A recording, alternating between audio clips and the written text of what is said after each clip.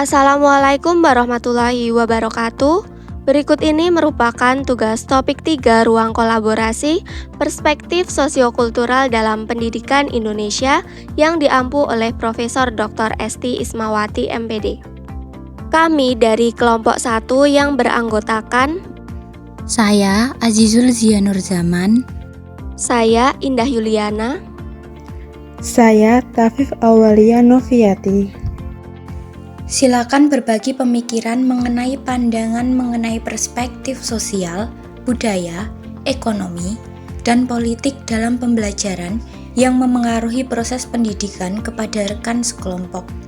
Kemudian, diskusikan pertanyaan berikut ini.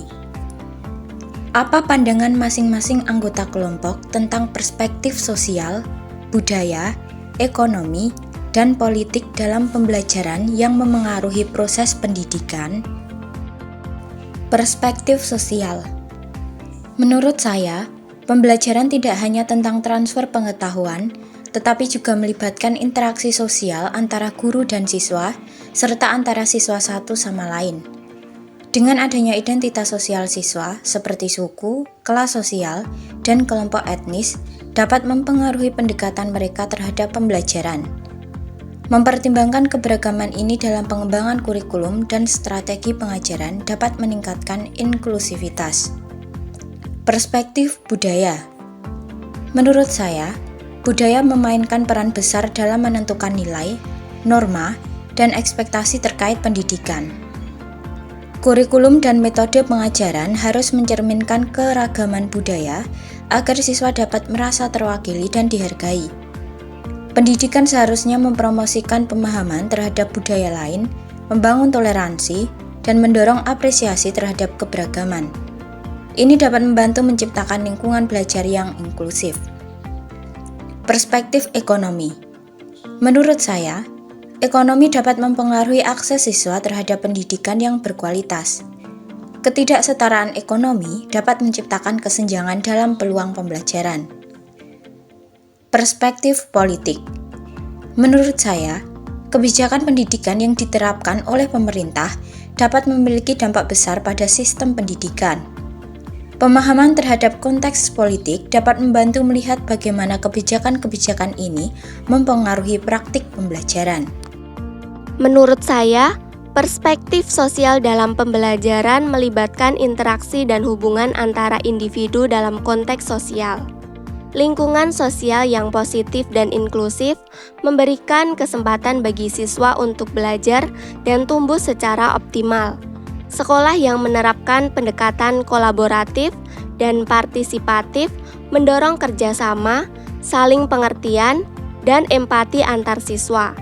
Selain itu, pendidikan juga harus mempertimbangkan perbedaan sosial, seperti latar belakang budaya, agama, ras, gender, dan kelompok sosial lainnya, agar siswa merasa dihargai dan diterima secara sosial. Menurut saya, aspek budaya juga sangat penting dalam pembelajaran. Setiap budaya memiliki nilai-nilai, norma, dan sistem kepercayaan yang berbeda. Pendidikan yang efektif harus mempertimbangkan keberagaman budaya dalam kelas-kelas mereka dan mengakui kepentingan pendidikan multikultur. Melibatkan konten yang relevan dengan budaya siswa dapat meningkatkan motivasi, keterlibatan, dan pemahaman mereka. Dalam pembelajaran bahasa, misalnya, siswa dapat belajar tentang berbagai budaya melalui karya sastra, musik, dan bahasa daerah.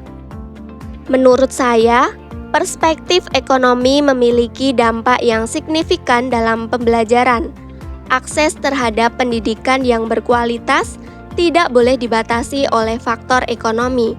Kesenjangan ekonomi yang dialami seseorang dapat menghambat akses ke pendidikan, terutama bagi keluarga yang kurang mampu. Oleh karena itu, pemerintah dan lembaga pendidikan harus memastikan bahwa pendidikan yang bermutu tersedia untuk semua lapisan masyarakat.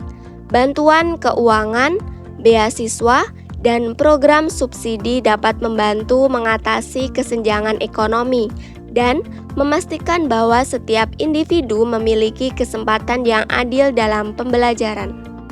Menurut saya, perspektif politik juga berperan dalam pembelajaran. Kebijakan pendidikan yang diberlakukan oleh pemerintah pusat maupun daerah dapat memiliki dampak besar pada sistem pendidikan dan siswa. Keputusan tentang kurikulum, metode pengajaran, dan alokasi sumber daya dapat mempengaruhi efektivitas pembelajaran. Oleh karena itu, partisipasi dan keterlibatan masyarakat dalam proses pengambilan keputusan pendidikan sangat penting. Siswa dan pendidik harus memiliki suara dalam menentukan apa yang diajarkan dan bagaimana itu diajarkan. Perspektif sosial sangat penting diberlakukan dalam pembelajaran. Pentingnya interaksi sosial antara siswa dan lingkungan sekitar mereka dapat mempengaruhi motivasi dan keterlibatan siswa dalam pembelajaran. Aspek budaya, memahami dan menghargai keanekaragaman budaya daerah di lingkungan sekitar dapat memperkaya pengalaman belajar siswa serta membantu mereka bereksplorasi tentang kebudayaan secara lebih luas. Dari segi ekonomi, pendidikan harus mempersiapkan siswa untuk membantu mereka mengembangkan skill dan keterampilan yang relevan dengan dunia kerja. Selanjutnya, kebijakan pendidikan dan pengaruh politik dapat mempengaruhi pengembangan kurikulum, metode pengajaran, dan alokasi sumber daya pendidikan. Apa pandangan masing-masing anggota kelompok tentang kesiapannya mengajar dengan memperhatikan perspektif sosial, budaya, ekonomi, dan politik dalam pembelajaran pada peserta didik? Ketika mendapat tugas mengajar, sudah seharusnya memperhatikan perspektif sosial, budaya, ekonomi, dan politik dalam pembelajaran. Hal tersebut disebabkan karena setiap daerah mempunyai perspektif sosial yang berbeda-beda. Sebagai pendidik profesional, saya siap merencanakan pembelajaran dengan segala situasi yang ada dan memperhatikan perspektif sosiokultural. Pendidikan harus mampu menyatukan segala perbedaan yang ada, karena pada dasarnya hak setiap orang untuk memperoleh pendidikan itu sama. Dengan demikian, segala keterbatasan yang ada seharusnya tidak dijadikan sebagai penghambat dalam pelaksanaan pendidikan. Kesiapan sosial. Menurut saya, guru harus memiliki kemampuan untuk berinteraksi secara efektif dengan siswa dari latar belakang sosial yang beragam. Ini mencakup keterampilan komunikasi yang baik, empati, dan kesadaran terhadap perbedaan individu. Guru yang siap mengajar akan memahami isu-isu sosial yang mungkin memengaruhi peserta didik, seperti ketidaksetaraan, kekerasan, atau isu-isu kesejahteraan sosial, sehingga dapat mengintegrasikan topik-topik ini ke dalam kurikulum untuk menciptakan pemahaman dan kesadaran sosial. Kesiapan budaya. Menurut saya, seorang guru perlu memiliki kepekaan terhadap keragaman budaya di kelas. Ini termasuk pemahaman terhadap nilai-nilai, norma, dan kepercayaan yang mungkin berbeda di antara siswa.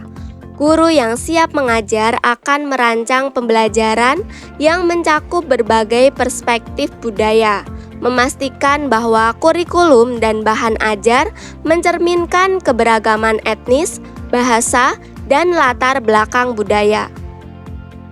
Kesiapan ekonomi. Menurut saya, seorang guru perlu tahu bahwa setiap siswa mungkin memiliki situasi ekonomi yang berbeda.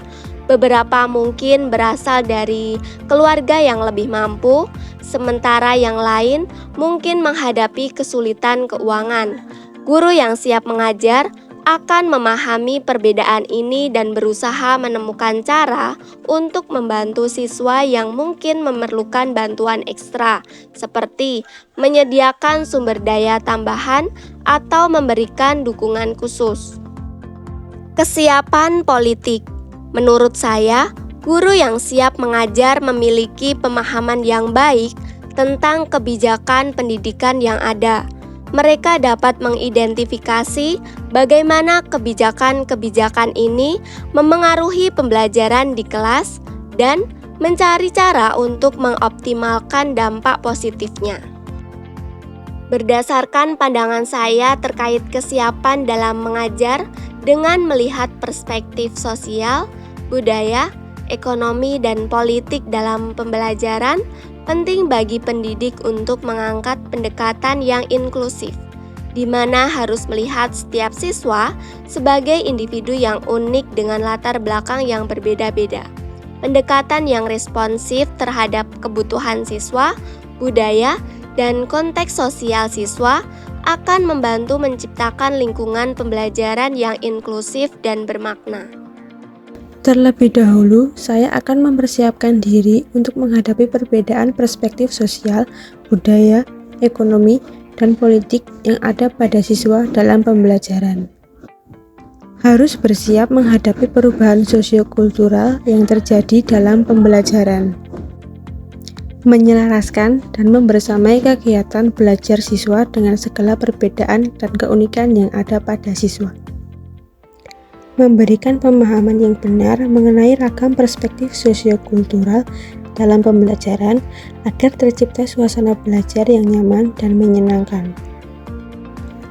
Apa persamaan dan perbedaan pandangan tentang perspektif sosial, budaya, ekonomi, dan politik dalam pembelajaran yang mempengaruhi proses pendidikan yang dimiliki? Persamaan yang pertama adalah faktor-faktor tersebut memiliki pengaruh pada persiapan guru terhadap kesiapan siswa dalam pembelajaran dan proses pembelajaran. Yang kedua, menjadi pertimbangan untuk merencanakan rancangan pembelajaran. Yang ketiga, sebagai acuan dalam perumusan peraturan yang ditetapkan warga sekolah baik di dalam lingkup kelas maupun pada seluruh tatanan sistem lembaga sekolah. Selanjutnya, sebagai bahan refleksi dan evaluasi dalam meningkatkan mutu pembelajaran dan kualitas proses pembelajaran sesuai kesiapan siswa. Selanjutnya adalah perbedaannya. Yang pertama dari faktor sosial, dipengaruhi oleh lingkungan sosial peserta didik meliputi keluarga, teman, guru, dan tetangga lingkungan sekitar. Dari faktor budaya, berhubungan dengan tradisi, kebiasaan, serta nilai luhur dalam lingkungan peserta didik. Dari faktor ekonomi, terkait kesejahteraan kebutuhan baik itu sandang, pangan, atau papan peserta didik. Selanjutnya adalah faktor politik, memiliki hubungan dengan lembaga penyelenggaraan pendidikan yang membuat kebijakan seperti kepala sekolah beserta staf, kepala desa, bupati, gubernur, serta Kementerian Pendidikan dalam satuan pendidikan lainnya. Apa persamaan dan perbedaan pandangan tentang mengajar dengan memperhatikan perspektif sosial, budaya, ekonomi, dan politik dalam pembelajaran pada peserta didik yang dimiliki? Persamaan. Yang pertama, pentingnya keterlibatan guru dalam memahami dan merespon perbedaan sosial, budaya, ekonomi, dan politik siswa. Yang kedua, perlunya kesadaran dan sensitivitas guru terhadap perbedaan siswa dalam aspek-aspek tersebut. Yang ketiga, pentingnya pendekatan pembelajaran inklusif yang mempertimbangkan perbedaan siswa. Dan selanjutnya, perlunya kesiapan guru dalam menanggapi perubahan sosiokultural yang dapat mempengaruhi pembelajaran. Perbedaan. Yang pertama, terdapat variasi dalam pandangan individu terkait aspek-aspek yang dianggap lebih penting atau membutuhkan penekanan lebih besar. Yang kedua, beberapa pandangan lebih menekankan pada satu aspek tertentu, misalnya ada yang lebih menyoroti kesiapan sosial, sementara yang lain lebih menyoroti kesiapan ekonomi atau politik. Cukup sekian dan terima kasih, kurang lebihnya kami mohon maaf. Wassalamualaikum warahmatullahi wabarakatuh.